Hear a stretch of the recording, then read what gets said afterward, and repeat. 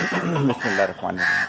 ابتدا کی اللہ تعالیٰ کے نام سے جو تنہا عبادت کے لائق ہے، آپ اور میں اس چیز کی گواہی دیتے ہیں کہ محمد صلی اللہ علیہ وسلم اس کے آخری نبی اور رسول ہیں۔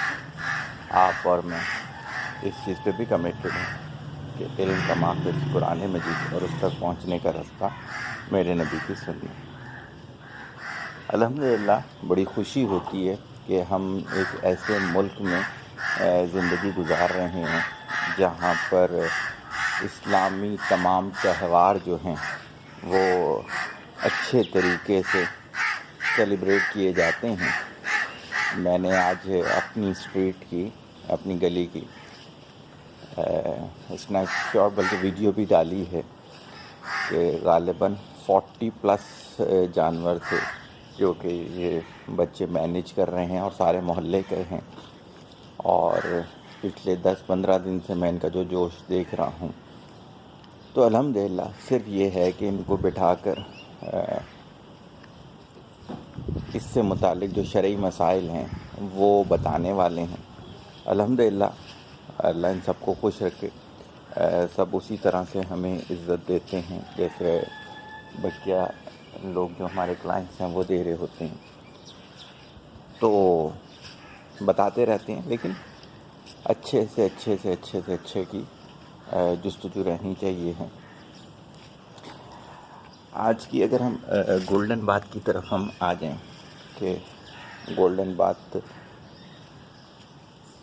کافی دنوں سے میں یہ جانوروں کے متعلق دیکھ رہا تھا، لوگ پرچیزنگ کر کے آ رہے تھے،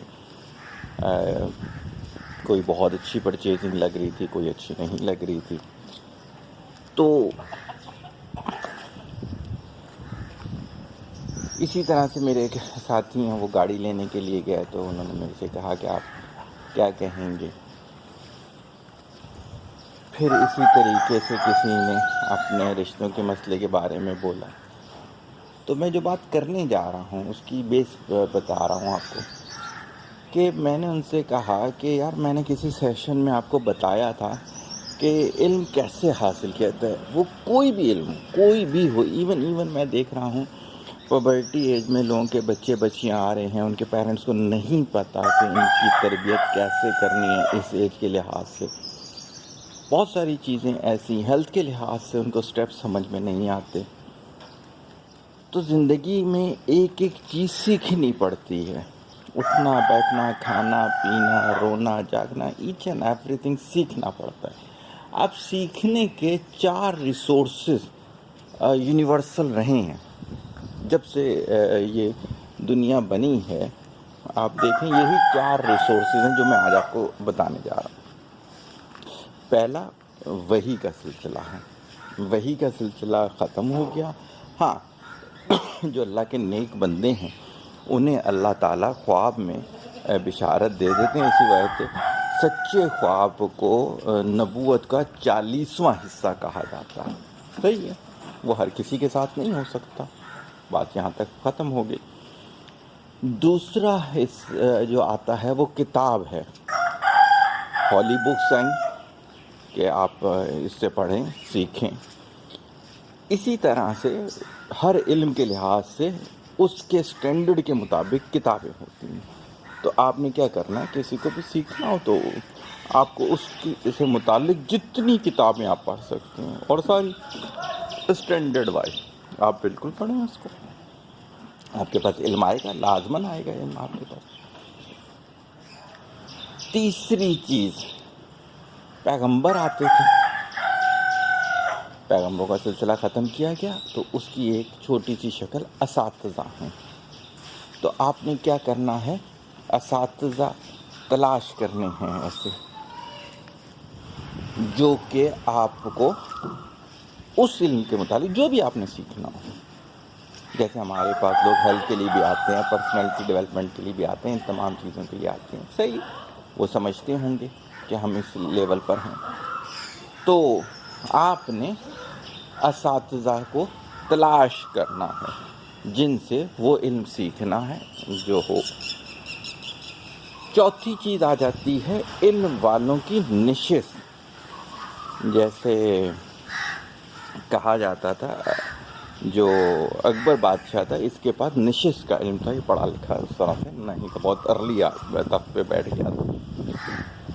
تو آپ نے باقاعدہ وہ گیدرنگ تلاش کرنی ہے جو علم والوں کی ہوں، جس سے متعلق آپ نے وہ علم لینا ہے. آپ نے اپنے کردار کو بہتر کرنا ہو اور آپ نشست رکھ رہے ہوں گانے بجانے والوں کی طرف. بھائی گانے بجانے والوں کی نشست آپ تب رکھیں گے نا جب آپ نے گانا بجانا سیکھنا ہوگا. آپ نے سیکھنی ہو شریعت کی بات اور آپ سبزی فروش کے ساتھ وقت گزار رہے ہوں، تو بھائی اپنی سبزی بیچنا سیکھنا ہے تو آپ سبزی فروش کے ساتھ وقت گزاریں گے.